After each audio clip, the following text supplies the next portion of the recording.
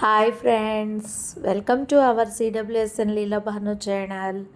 నేనైతే ఈరోజు వీడియోలో కొరమేను చేపల ఇగురు తింటే వదిలిపెట్టలేని కమ్మని రుచికరమైన కొరమేను చేపల ఇగురు.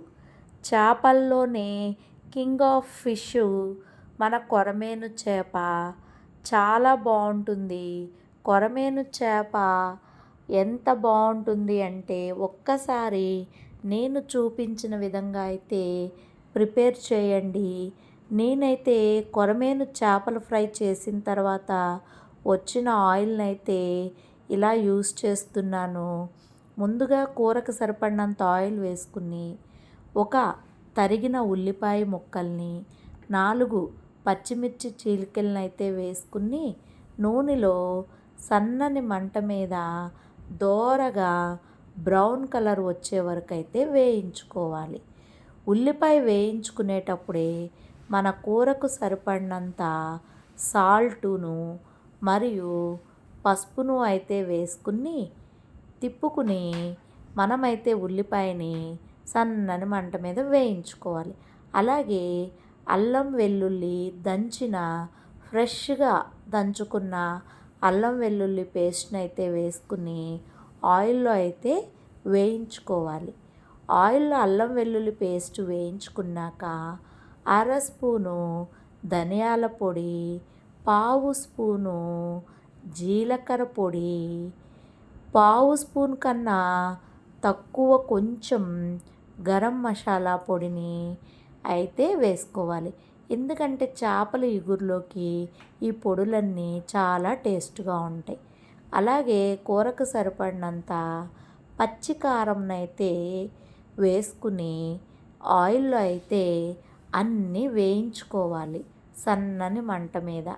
మనకి అన్నీ వేయించుకున్నాక మంచి స్మెల్ వస్తున్నప్పుడు మనమైతే మ్యారినేట్ చేసుకున్న కొరమేను చేపల ముక్కలు, మ్యారినేట్ అంటే ఏమీ లేదు, కొద్దిగా ఉప్పు, కొంచెం కారం, కొంచెం ఆయిల్ వేసుకుంటే మనకి ముక్క అయితే చక్కగా ఉప్పు కారం పట్టి ముక్క బిగుసుకుని కూర అయితే చాలా బాగుంటుంది.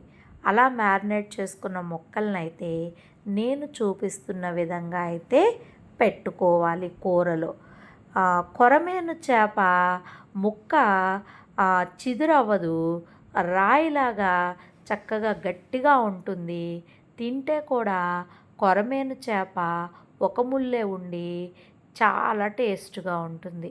ఇప్పుడు ఒకవైపు నూనెలో వేయించుకున్నాక నేను చూపిస్తున్న విధంగా రెండో వైపుకి టర్న్ చేసుకోవాలి.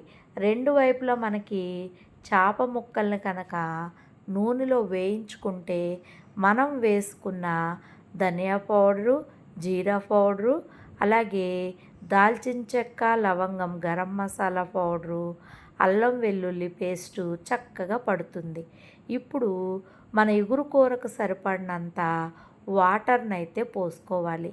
కొరమేను ఇగురు కాబట్టి మనం ఎటువంటి చింతపండుని యూజ్ చేయం. ఓన్లీ మనం వాటర్ను మాత్రమే పోసుకుని మన కూర గ్రేవీకి సరిపడినంత వాటర్ను మాత్రమే పోసుకోవాలి. ఎందుకు అంటే మన చేప ముక్కలకి వాటర్ చాలా తక్కువ పడుతుంది. అంతేకాకుండా చేప ముక్కలు మనకి ఎక్కువ సమయం ఉడకాల్సిన పని కూడా లేదు.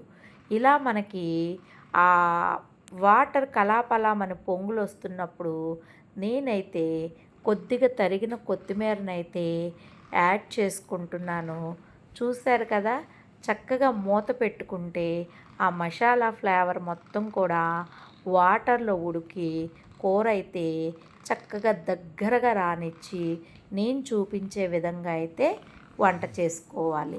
చూసారా, మన కొరమేను చేపల ఇగురు చూస్తుంటేనే ఎంత ఎమ్మీగా ఎంత టేస్ట్గా ఉంటుందంటే తింటే వదిలిపెట్టలేని మన కొరమేను చేపల ఇగురైతే చాలా బాగుంటుంది. చూశారు కదా ఫ్రెండ్స్, ముక్క కూడా ఎంత గట్టిగా ఉందో, పులుసు అయితే చక్కగా దగ్గరగా రానిచ్చాను. మీరు కూడా ఒక్కసారి ఈ కొరమేను ఇగురిని ట్రై చేయండి. తింటే వదిలిపెట్టలేని ఎంతో కమ్మని రుచికరమైన కింగ్ ఆఫ్ ఫిష్ కొరమేను చేపల ఇగురు. ఎసిడిటీ ప్రాబ్లం ఉన్నవాళ్ళు కూడా చింతపండు లేకుండా ఇలా ఇగురు గనక వేసుకున్నట్లయితే చాలా బాగుంటుంది. వీడియో లైక్ చేయండి, సబ్స్క్రైబ్ చేయండి.